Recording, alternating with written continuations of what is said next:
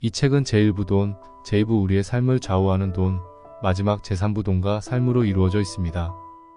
여기서는 1부와 2부는 소개해드리지 않고 그중 가장 중요한 마지막 3부 위주로 유용한 내용만을 재미있게 편집 요약하여 전달하여 드리겠습니다. 구독해주시면 앞으로도 정말 유익한 내용들 많이 전해드리겠습니다. 좋아요도 꼭 눌러주세요. 돈과 성공. 성공의 기준은 무엇일까? 웹스터 사전에는 성공을 부의 획득 내지는 모험의 끝으로 정의하고 있다. 우리말 사전에는 목적을 이룸, 뜻을 이룸, 사회적 지위를 얻음으로 정의하고 있다. 성공은 뜻을 이루는 것이다. 세속적으로 높은 지위에 오르고 많은 재물을 모으고 이름을 크게 떨칠 때 성공했다고 말한다. 돈은 인생의 여러 측면에서 성공 여부의 측정 기준이다. 그러나 사람들은 돈을 최고의 성공으로 꼽지 않는다. 성공지수 1위는 삶에 대한 만족감, 2위는 자기 삶을 통제할 수 있는 능력, 3위로 행복한 결혼과 원만한 인간관계를 꼽았다. 성공의 정의는 저마다 다르더라도 누구나 건강, 재정적 여유, 안락한 가정, 의미 있는 일, 좋은 인간관계, 그리고 세상에 기여할 수 있는 삶을 원한다. 2003년 오마하에서 버크셔 해서웨이 주주들과의 토론 시간에 아버지를 따라온 13세 중학생이 워렌 버핏에게 물었다. 성공이 뭔가요? 어떻게 하면 성공할 수 있나요? 잠깐 뜸을 들이던 버핏은 이렇게 답했다. 사랑받고 싶은 사람들에게 사랑을 받을 수 있는 것, 그게 성공이랍니다. 좋은 기업을 넘어 위대한 기업으로의 저자 짐 콜린스도 같은 말을 했다. 성공이란 세월이 갈수록 가족과 나의 곁에 있는 사람들이 나를 더욱 좋아하게 되는 것이다. 진정한 성공은 부와 관계가 없다. 성공 따위에 관심이 없는 사람도 오래전부터 있었다. 동양의 허유, 소부, 노자장자, 도연명, 중립칠연 등과 서양의 디오게네스, 스토아 학파 등이 세속적 성공을 멀리했다. 헨리 소로는 성공은 많은 사람을 파멸시켰다.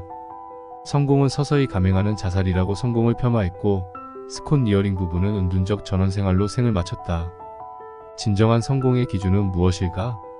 이란 출신으로 독일에서 활약한 신경정신과 의사인 노스라 페세시키안 박사가 다양한 문화권에서 추출한 성공의 기준은 1. 직업과 재정, 2. 건강과 체력, 3. 가족과 사회적 유대관계, 4. 의미와 문화이다. 성공은 세속적인 출세와 영달 지위가 높고 귀하게 됨의 차원을 넘어서는 것으로 개인의 천부적 재능의 개발과 실현, 자신과 타인에 대한 사랑 및 박애를 실천하는 과정의 부산물이다. 그 과정에서 중요한 것은 난 할 수 있다는 자신감, 그리고 실패와 좌절로부터 결연히 벗어나 어떠한 난관에도 굴하지 않고 불굴의 의지로 노력해 나가는 끈기인 것이다. 성공한 사람들은 이를 선택할 때 내 능력과 재능을 발휘할 수 있는 일인가? 내가 좋아하는 일인가? 다른 사람들을 기쁘게 해줄 수 있는 일인가? 이 세 가지를 선택 기준으로 삼는다. 삶은 절제, 즉 자신과의 싸움이지만 자신과의 싸움이 말처럼 쉽지 않다. 남을 이기려는 자는 먼저 자신을 이겨야 한다. 자신을 이기는 것은 남을 이기는 것보다 위대하다. 절제와 극기 외에도 성공도가 높은 그룹의 공통된 특성은 높은 지능, 확신, 끈기, 열정이다. 돈과 행복. 왜 행복을 이야기할 때 돈이 먼저 떠오를까? 먼저 행복한 삶은 어떤 것인지 살펴보자. 플라톤은 행복한 삶의 조건을 다음과 같이 해학적으로 정의했다. 1. 먹고 입고 자고 싶은 수준에서 조금 부족한 듯한 재산. 2. 모든 사람이 칭찬하기에 약간 부족한 용모. 3. 자신이 자만하고 있는 것에서 사람들이 절반 정도밖에 알아주지 않는 명예. 4. 겨루어서 한 사람에게는 이기고 두 사람에게 질 정도의 체력. 5. 연설을 듣고도 청중의 절반은 손뼉을 치지 않는 말솜씨. 런던 타임스는 언젠가 가장 행복한 영국인 4사람을 뽑았다. 1위 바닷가에서 멋진 모래성을 완성한 어린이. 2위 아기를 목욕시킨 후 아기의 맑은 눈동자를 바라보는 어머니. 3위 멋진 공예품을 완성하고 손을 터는 예술가. 4위 죽어가는 생명을 수술로 살려낸 의사. 행복한 삶의 조건을 위해 기본적인 재산, 즉 하고 싶은 것들을 하기 위해 필요한 액수의 돈은 어느 정도 필요하다.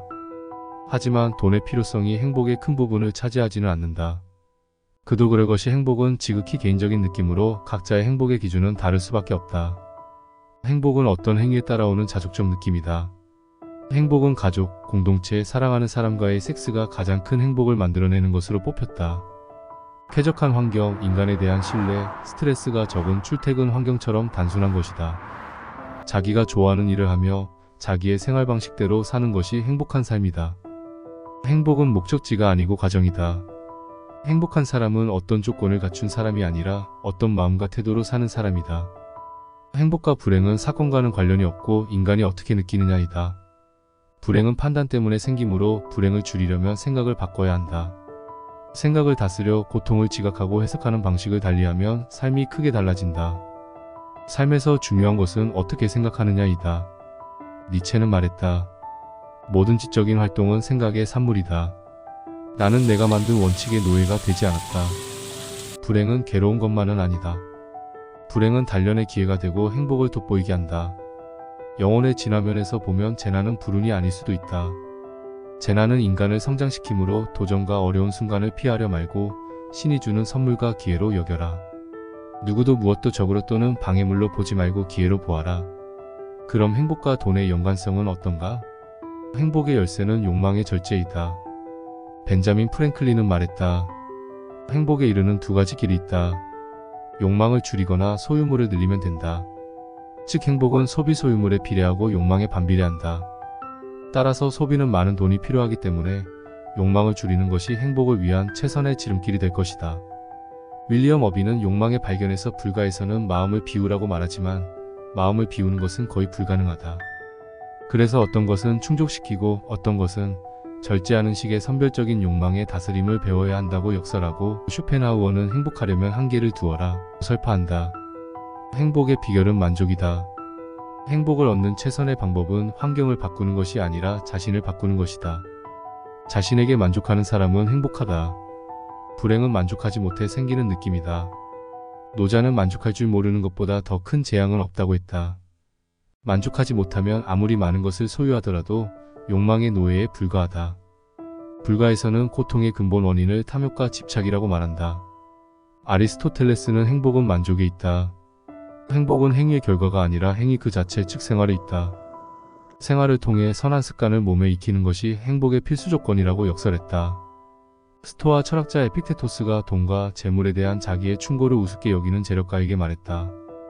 당신은 나보다 가난한 사람이요. 당신에겐 은쟁반이 있지만 나에게 이성, 원칙, 그리고 입맛을 돋우는 질그릇이 있소. 나에겐 내 마음이 하나의 왕국이요. 내 마음은 행복과 풍요로 가득 차 있소. 당신이 가진 것이 나에겐 하찮게 보일 뿐이요. 내가 가진 것이 더 위대해 보이요. 당신은 만족을 모르지만 나는 언제간 만족하고 있기 때문이요. 철학은 행복에 어떠한 영향을 끼칠까? 소크라테스는 철학적 소명에만 머무르는 이유에 대해 그것이 내가 사회에 기여할 수 있는 최선의 길이라고 믿기 때문이다. 인간은 자기가 가장 잘하는, 가장 잘할 수 있는 곳에서 해야 할 일을 할 때 가장 행복하다고 설파했다. 또한 행복을 자기 밖에서 찾는 것은 잘못이다. 현재의 생활, 미래의 생활, 그 어느 것에서나 자신의 밖에서는 행복을 찾을 수 없다고 말했다. 행복은 현재에 있다. 톨스토이는 세 가지 질문이란 글에서 세상에서 가장 중요한 때는 언제인가? 가장 필요한 사람은 누구인가? 가장 중요한 일은 무엇인가? 라는 질문에 가장 중요한 때는 바로 지금이고 가장 필요한 사람은 지금 내가 만나는 사람이고 가장 중요한 일은 바로 내 옆에 있는 사람에게 선을 행하는 일이라고 답하고 있다. 괴테는 충고라는 시에서 이렇게 읊는다.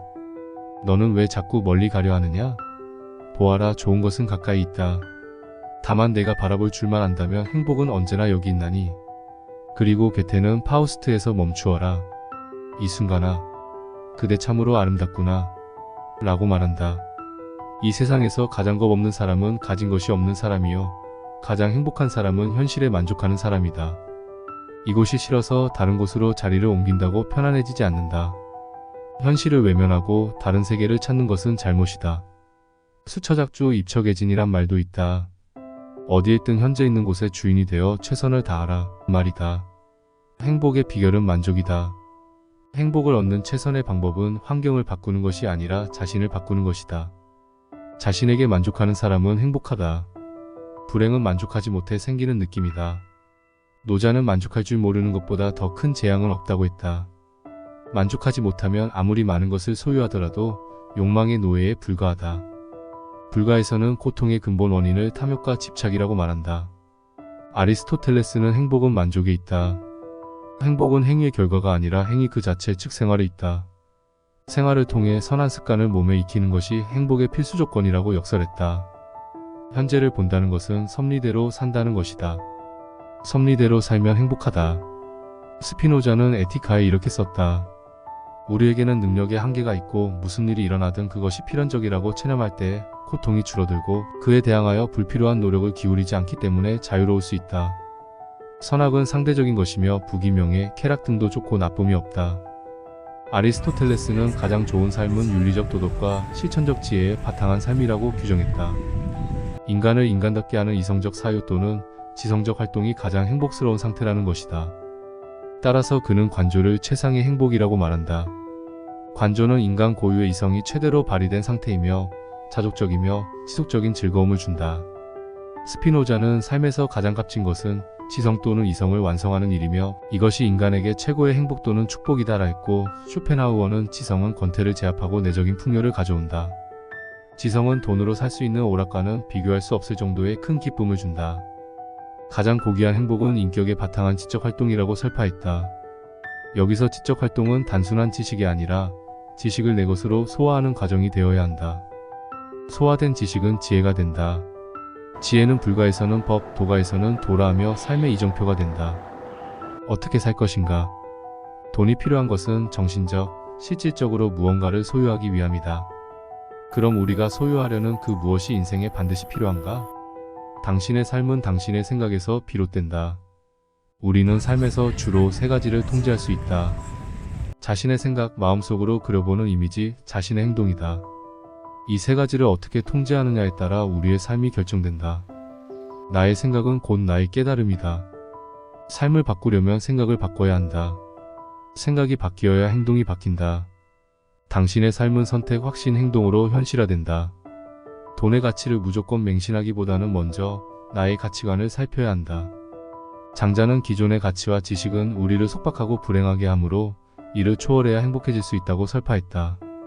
장자는 세상의 가치를 초월하는 순간 눈앞에 자유로운 삶이 멋지게 펼쳐진다고 말한다. 초월의 세계, 진정한 행복의 세계를 안다는 것을 암이 아닌 암이라 했다. 이것을 깨닫는다면 저마다 본성대로 행복하고 자유롭게 살 수 있다는 것이다. 참된 해방은 소유로부터의 해방이다. 소유에 집착하는 한 자유는 없다. 버림은 자유의 추구이자 번뇌를 끝내는 것이다. 장자는 말했다. 삶의 의미를 깨달은 자는 삶에 도움이 되지 않는 것 때문에 애쓰지 않는다. 번뇌에서 벗어나려면 만족할 줄 알아야 한다. 만족하면 부유하고 즐거우며 안온하다.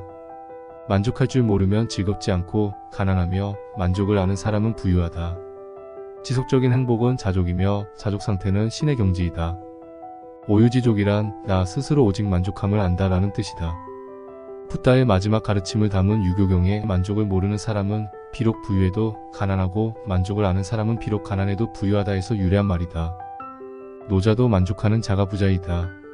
만족할 줄 알면 욕됨이 없고 그칠 줄 알면 위태롭지 않다고 설파했다. 만족은 지혜가 주는 부이다. 가난에 만족하지 못하는 사람은 부유해도 만족하지 못한다. 문제는 물질이 아닌 정신에 있기 때문이다. 인생의 가치관에 대해 볼 수 있는 유명인들의 인생 이야기를 몇 개 살펴보자. 데이비드 패커드의 이야기. 실리콘밸리 최초의 자수성가한 억마장자였던 데이비드 패커드. 자신과 아내가 1957년에 손수지은 과수원이 내려다 보이는 소박한 작은 집에 살았다. 유행 진한 리놀륨이 깔리 작은 부엌과 수수한 가구들이 있는 거실은 그가 나는 억만장자야. 난 중요한 사람이야. 난 성공했어. 라고 외치는 물질적 징표를 필요로 하지 않는 사람임을 말해주었다. 36년을 패커드와 함께 일해온 빌테리는 말했다. 좋은 때에 대한 그의 생각은 친구를 몇 사람 불러 함께 가시철 조망을 엮는 것이었습니다. 패커드는 자신의 재산 56억 달러 6조 7,200억 원을 자선재단에 기부했고, 그가 죽자 가족들은 그가 농부 복장으로 트랙터 위에 앉아있는 사진으로 팸플릿을 만들었다. 사진 설명에는 20세기의 위대한 산업 지도자의 한 사람으로서 그의 지위에 대한 어떤 언급도 없었다.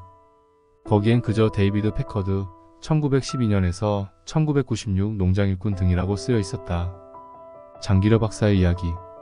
작은 예수, 살아있는 성자, 바보 의사, 한국의 슈바이처라는 별명과 함께 한국 의료사의 커다란 발자취를 남긴 장기려 박사는 1995년 84세로 타계할 때까지 평생 집 한 채 갖지 못하고 소박한 삶을 살았다.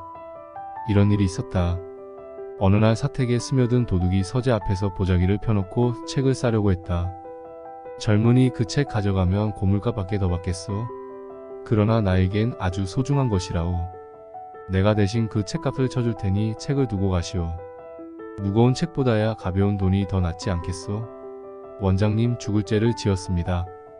용서해 주십시오. 이 돈을 가져가시오. 그리고 이 집 말고 바르게 살 생각이 있으면 찾아오시오. 도둑은 돈을 받아들고 허둥지둥 달아나 버렸다. 빅터 프랭클의 이야기. 왜 살아야 하는가?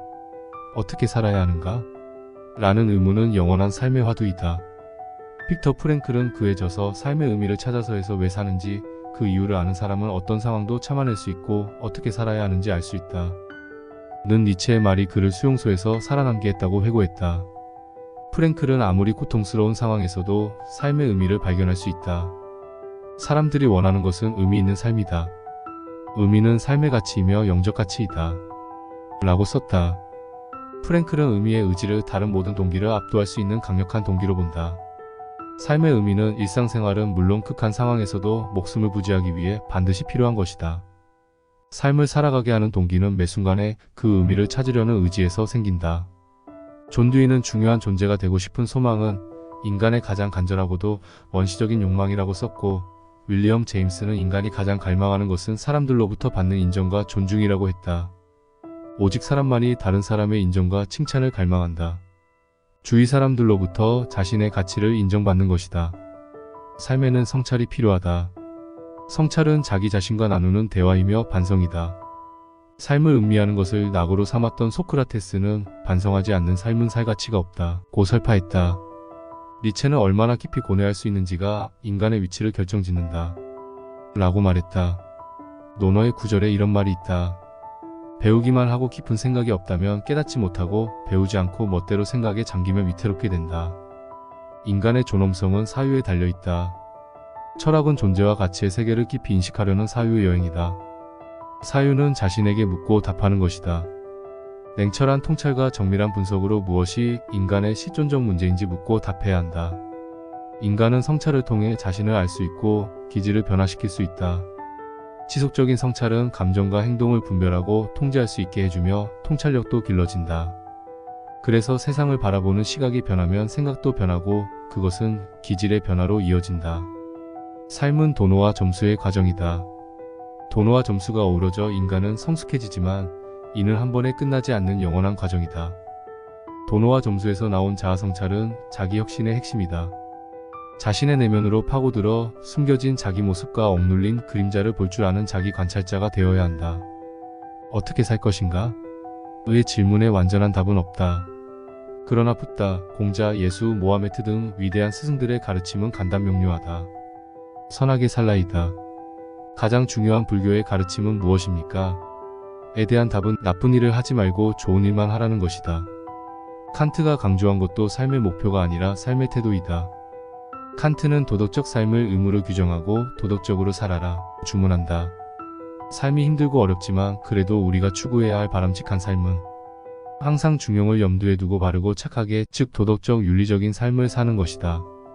인간은 바르고 착하게 살 때에 행복하다는 것이 선현들의 공통된 가르침이다. 도덕적 윤리적인 것이 우리의 삶을 자유롭게 하고 행복으로 이끄는 최선의 길이라는 것이다.